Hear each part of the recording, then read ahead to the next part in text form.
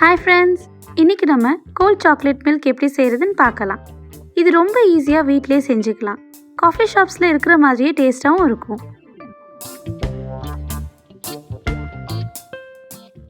பேனில் அரை கப் பால் ஊற்றி மீடியம் ஃப்ளேமில் சூடு பண்ணிக்கோங்க. நான் ஆல்ரெடி இந்த பாலை காய்ச்சி ஆற வச்சுருக்கேன், ஸோ கொதிக்க விட தேவையில்லை. இப்போ இதில் 1/4 கப் சீனி போட்டுக்கோங்க. சீனி பெருசாக இருந்தால் ஒரு வாட்டி மிக்சியில் போட்டு அரைச்சிக்கோங்க. இப்போ 2 டேபிள் ஸ்பூன் கொக்கோ பவுடர் போட்டு நல்லா மிக்ஸ் பண்ணிடலாம்.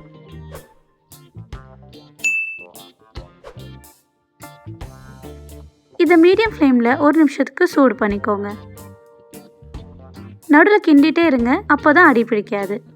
இன்னும் ஃப்ளேவருக்கு நீங்கள் இதில் ஒரு பிஞ்ச் உப்பு கூட போட்டுக்கலாம். ஸ்டவ்வை சுவிட்ச் ஆஃப் பண்ணிவிட்டு எடுத்து வச்சுருங்க.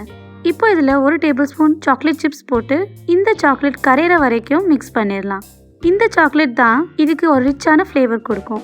உங்களுக்கு சாக்லேட்டோட ஃப்ளேவர் அட்ஜஸ்ட் பண்ணோம்னா சாக்லேட் சிப்ஸ் இல்லைனா கொக்கோ பவுடரோட அளவை அட்ஜஸ்ட் பண்ணிக்கோங்க. இப்போ இதை ஃபுல்லாக ஆற விட்டுருங்க. ஆறின அப்புறம் இது மிக்ஸி ஜாரில் ஊற்றி இதில் 2 கப் ஜில்லு பால் ஊற்றிக்கோங்க. இதுக்கு பாலை முன்னாடியே கொதிக்க வச்சு ஃபுல்லாக ஆற விட்டுட்டு ஃப்ரிட்ஜில் வச்சுருங்க. இப்போ இதை நல்லா அடிச்சிக்கலாம். இது சாக்லேட் மில்கில் நல்ல நுரை கொடுக்கும். ஃபில்டர் பண்ணி சர்விங் கிளாஸில் ஊற்றிடுங்க. இப்படி ஃபில்டர் பண்ணுறனால ஏதாவது கொக்கோ பவுடர் இல்லை சாக்லேட் ஒழுங்காக மிக்ஸ் ஆகாமல் இருந்தால் அது ஃபில்டர் ஆகிரும். சாக்லேட் சிரப் வச்சு கார்னிஷ் பண்ணிடுங்க. இதை இன்னும் ஜில்லுன்னு ஆக்கணும்னா நீங்கள் இதில் ஐஸ் கியூப்ஸ் கூட போட்டுக்கலாம்.